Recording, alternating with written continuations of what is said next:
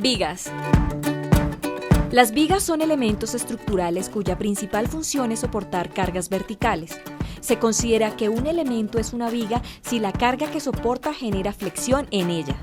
Cuando el perfil está sometido a una carga axial considerable, se dice que es un elemento viga-columna. En la fabricación de una viga es común usar perfiles W, S y M. Los perfiles en forma de I y H son perfiles doblemente simétricos, los cuales son más eficientes gracias a la geometría y al módulo de sección elástico de la sección transversal. El proceso constructivo de una viga en acero comienza en el taller de fabricación, donde se elaboran perfiles.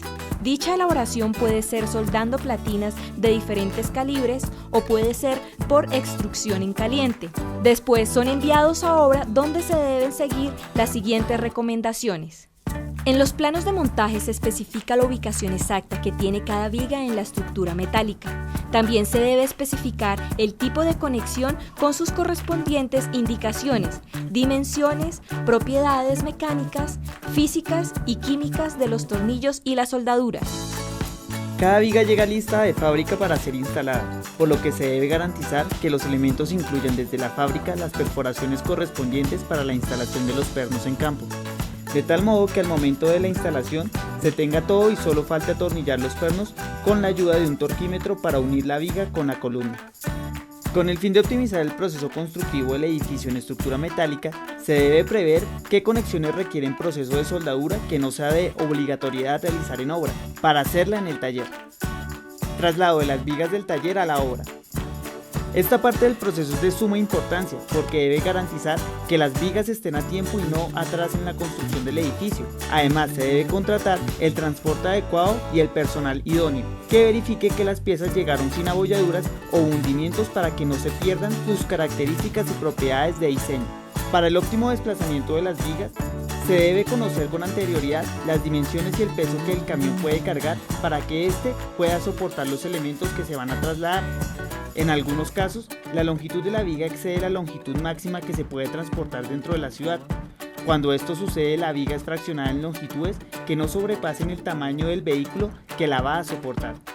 En obra, la viga fraccionada es soldada para dejarla en una sola pieza, dándole la longitud requerida para su posterior colocación. Almacenamiento y descarga de materiales. La conservación de las piezas es fundamental en el proceso constructivo de estructuras metálicas. Proteger los perfiles de la humedad, ácidos corrosivos, hundimientos y salpicaduras antes de su izaje optimiza el proceso y disminuye los desperdicios en obra. Alineamiento. El alineamiento de una viga consiste en ubicar espacialmente el elemento en los ejes X y Y, según lo indiquen los planos de montaje y estructurales. Para esta actividad se requiere de una cuadrilla de obreros encargada de direccionar al operario de la grúa para que éste traslade la viga desde el almacenamiento hasta su lugar de fijación definitivo. En este paso, la viga es sujetada con un arnés, aproximadamente en su centro de gravedad, con el fin de que la pieza tenga mayor estabilidad. Adicionalmente, en un extremo se ata una soga, para evitar el movimiento horizontal de la viga a causa del viento y facilitar el movimiento de la viga hacia la ubicación definitiva de la columna, donde se ubica otro obrero para que tenga mayor manejo y control sobre la viga que se está izando. En obras de gran envergadura se utiliza un equipo de topografía que indica la posición exacta dentro del lote. Fijación definitiva de las vigas. Para fijar una viga primero se debe asegurar las ménsulas de las columnas con la viga por medio de tornillos. Una vez está alineada correctamente la viga, se coloca el tornillo.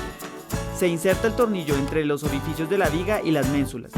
Después se pone la arandela y la guasa seguido de la tuerca, que es apretada con un torquímetro, el cual ejerce ciertas libras de presión sobre la tuerca. El torque ejercido a la tuerca ha sido especificado por el fabricante y el calculista. El diseño de los orificios para los tornillos se hace con el método de bloque de cortante. Al momento de instalar el perno, la orientación de la cabeza no afecta la resistencia de la conexión. La orientación de la cabeza está sujeta a la posición que tengan los elementos estructurales adyacentes, como arrastramientos. El biselado en los extremos del perfil de la viga se realiza con una pulidora antes de izar la pieza. Este procedimiento se puede hacer en la fábrica o en campo. Una vez la viga está en su posición final, el bisel queda empalmado. se atornilla la viga y por último se llena el bisel con soldadura.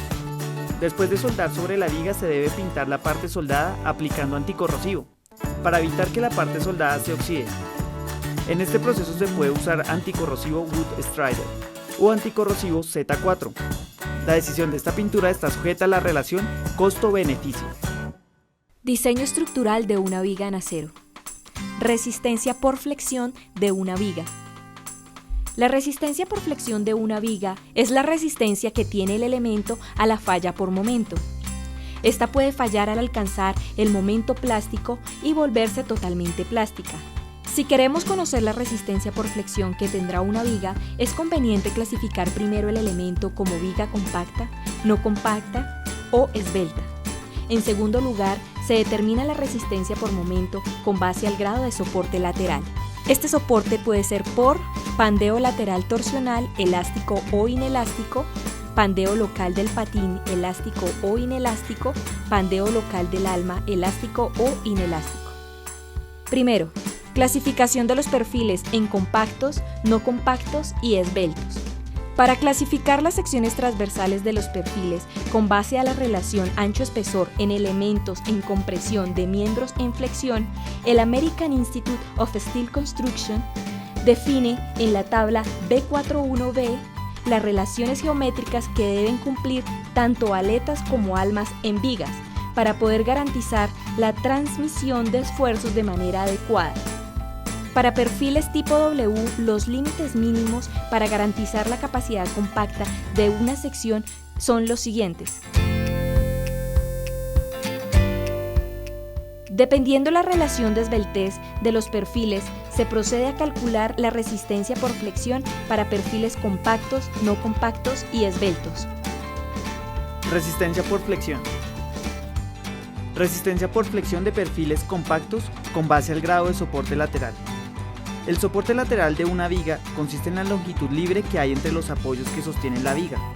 Las capacidades se pueden reportar en cualquiera de las dos metodologías de diseño aceptadas: metodología de factores de resistencia, LRFD, y metodología de los esfuerzos admisibles, ASD.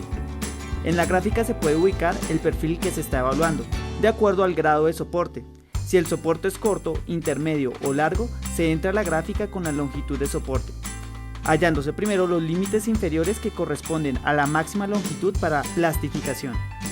Así la gráfica nos dirige a la fórmula que permite encontrar la resistencia a flexión de la viga. A continuación se realiza una ilustración que muestra cómo calcular el factor de modificación en una viga. Para voladizos o extremos colgados donde el extremo libre no está riostrado, el factor de modificación es C sub B igual a 1. A continuación se muestra la simbología de cada una de las ecuaciones. En otras palabras, la capacidad de momento de la viga está en función de la geometría de la sección transversal, de la distribución de cargas de manera longitudinal a la viga y de los apoyos que condicionan las ecuaciones de momento.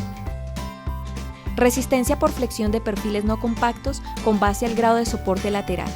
Se genera pandeo local cuando el patín o el alma son elementos no compactos. Si esto sucede, la resistencia nominal será la más pequeña de las resistencias correspondientes al pandeo local de la aleta, al pandeo local del alma y al soporte lateral entre apoyos. Si lambda P es menor que lambda y esta es menor o igual a lambda R, el patín o el alma de la sección de la viga es no compacta. Se revisa el grado de soporte lateral de acuerdo a la gráfica.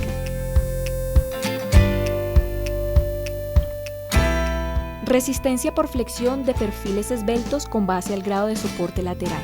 Se genera pandeo local cuando el patín o el alma son elementos no compactos. Si esto sucede, la resistencia nominal será la más pequeña de las resistencias, correspondientes al pandeo local de la aleta, al pandeo local del alma y al soporte lateral entre apoyos. Si lambda es mayor a lambda R, el patín y o el alma de la sección de la viga son esbeltos. Se revisa el grado de soporte lateral de acuerdo a la gráfica. En otras palabras, la capacidad de momento de la viga también está en función de la longitud no soportada de la aleta que se encuentra sometida a esfuerzos de compresión. Entre más larga sea dicha distancia entre soportes, más débil se vuelve la sección transversal y menos probable que alcance la capacidad plástica. Para facilitar los cálculos de diseño y tener una mayor resistencia del perfil, se recomienda garantizar que la sección sea compacta. Sin embargo, cuando las secciones no son compactas, la capacidad teórica disminuye, pero esto no es impedimento para no usarlas, siempre y cuando se calculen los efectos de tener una sección no compacta, como se mencionó anteriormente. En la metodología de factores de resistencia, LRFD, se diseña la capacidad nominal a momento con el siguiente factor. Y en la metodología de los factores admisibles, ASD, se diseña la capacidad nominal a momento de la siguiente manera. Revisión del estado límite por cortante en una viga. En un perfil W, la distribución del esfuerzo cortante está dado por la longitud de área que tomará el esfuerzo cortante. Por tal razón, es de suponer que el alma fluirá primero que los patines y por ende será la que lleve la sección a la falla al ser la parte más crítica. Si el alma es demasiado esbelta, puede pandearse por acción de los esfuerzos de cortante, elástica o inelásticamente. Se debe revisar el estado límite por cortante de la viga con base a la relación ancho-espesor del alma. Para revisar el estado límite por corte de una viga, según la LRFD de la ISC, determina la revisión del límite de corte así. Esta gráfica permite determinar la resistencia de corte de un perfil W, donde se muestran los límites de los perfiles de acuerdo a la relación ancho-espesor del alma.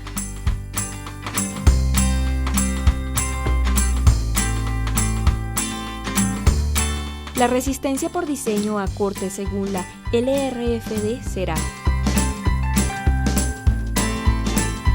Y la resistencia por diseño a corte según la metodología de esfuerzos admisibles ASD será. Deflexión en vigas. La deflexión es un estado límite de servicio, no es de resistencia, por lo que las deflexiones se deben calcular con cargas de servicio. Cuando se presentan deflexiones por encima de las estipuladas en la tabla 5.4, se considera un elemento muy flexible, donde se pueden producir vibraciones fuertes que los usuarios pueden malinterpretar y definir a la estructura como insegura. Es recomendable mantener la deflexión vertical en los límites establecidos. Las vigas con mayor inercia serán las que controlen mejor las deflexiones para las cargas de diseño. También la orientación de la viga marcará si las deflexiones son excesivas o si pudiera existir la necesidad de cambiarse a un perfil más pesado.